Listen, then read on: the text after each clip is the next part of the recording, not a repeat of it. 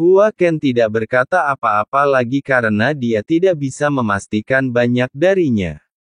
Kematian yang mulia telah tersebar ke seluruh 9 alam, dan bahkan reinkarnasinya bukanlah rahasia. Untungnya, dengan perlindungan ratu, identitas Xiaoyan setidaknya tidak bocor keluar dari dunia sensi, jika tidak maka akan menarik lebih dari sekedar rumah surgawi. Pertanyaan Dahuachan membuat Su Qiantai berpikir. Ternyata dia tidak sekedar berperan sebagai Wine, melainkan berperan sebagai Lord. Berita ini tidak baik untuknya.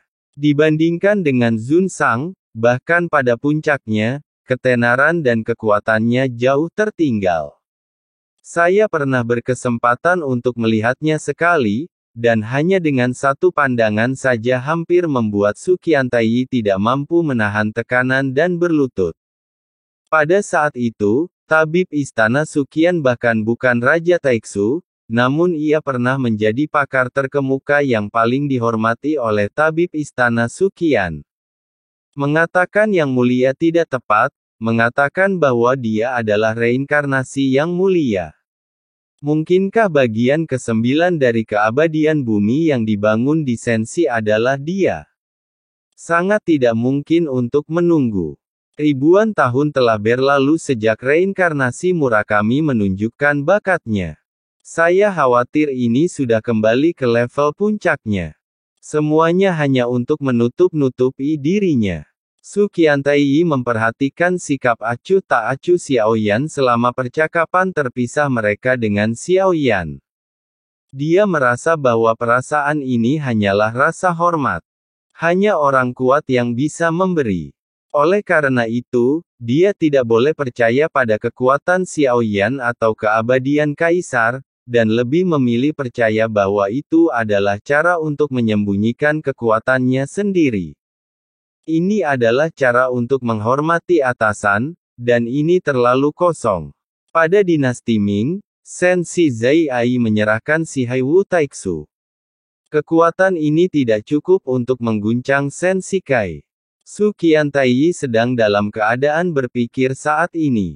Bahkan monster tua seperti dia yang telah bertahan selama ribuan tahun tidak dapat menemukan alasannya untuk sementara waktu. Yang pasti dia pastilah reinkarnasi dari Yang Maha Tinggi. Ternyata Nanfu telah menunggu Yang Mulia. Pantas saja dia selalu percaya diri pada Taixu. Yang luar biasa adalah wanita gila dari peri iblis juga datang ke sensi, Ye Beijing pada malam hari. Apa yang ingin dia lakukannya? Tapi tidak masalah, semakin kuat Yang Mulia, semakin baik. Lebih baik memicu perang besar dan membiarkan Su Zulu bertarung. Saya memblokir ini, dan dengan melenyapkan Su Zulu, saya bisa mendapatkan kembali tahta. Hua Ken secara tidak sengaja mengungkap identitas Xiaoyan. Saya tidak tahu apakah itu baik atau buruk. Reputasinya terlalu besar, dan kekuatan Xiaoyan saat ini tidak cukup untuk berdiri sendiri. Sebenarnya, menurut saya Anda tidak perlu terlalu memperhatikan Chang Misi. Orang yang berbicara saat ini sebenarnya adalah Si, yang saat ini duduk di kompas yang sama dengan Xiaoyan Ye Beijing.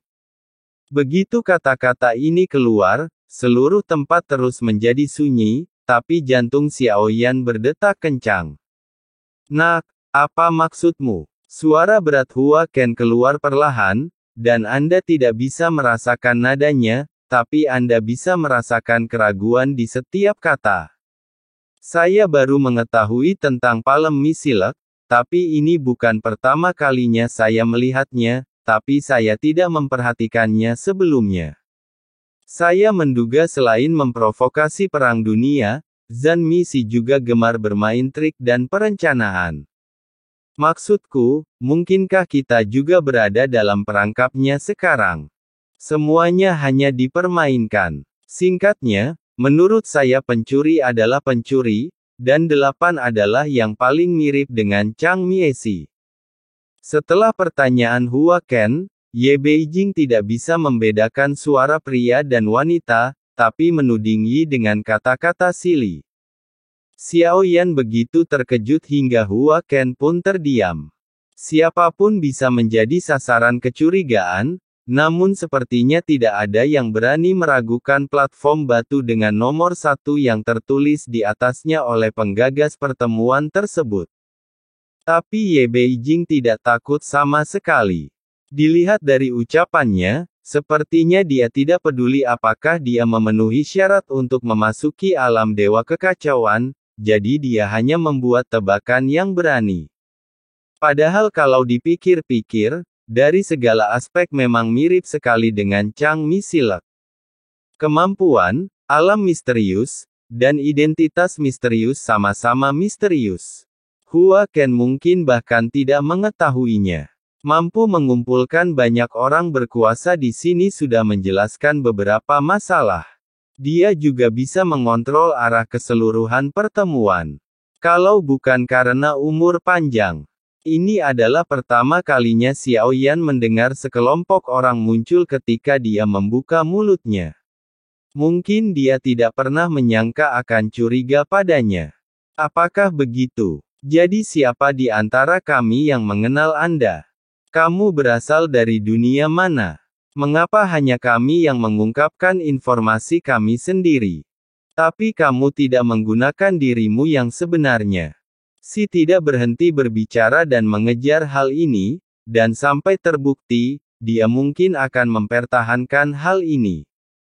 Saya bukan milik dunia manapun. Anda juga bisa menganggap saya sebagai dewa. Dia dengan cepat menjawab pertanyaan dari generasi keempat.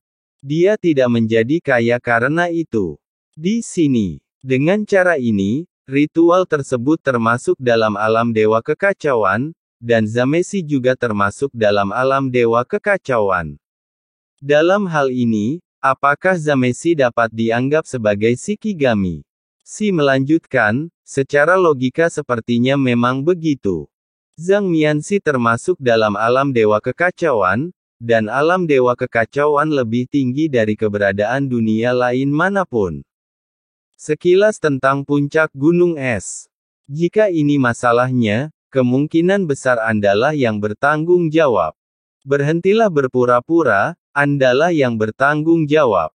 Sosok yang sepertinya baru saja selesai berbicara tiba-tiba menghilang di platform batu.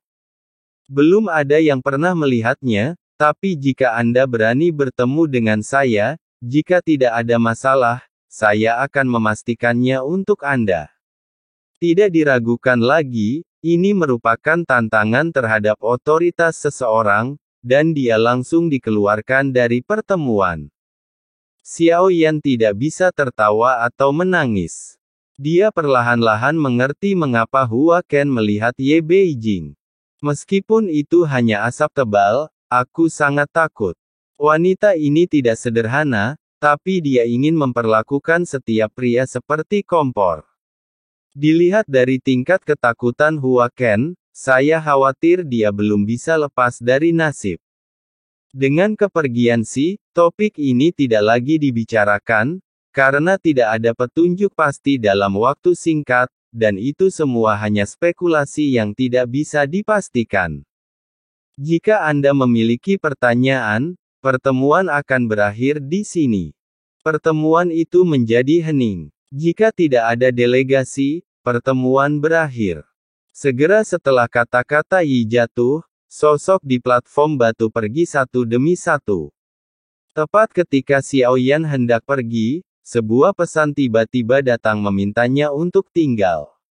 7 ingin berbicara denganmu sendirian. Mengapa Qi tiba-tiba mencarinya?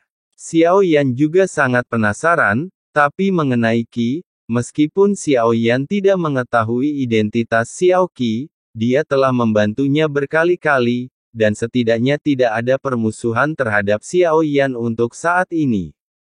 Setelah semua orang di platform batu mereka pergi, 2 sosok muncul kembali di platform batu 9 dan 7.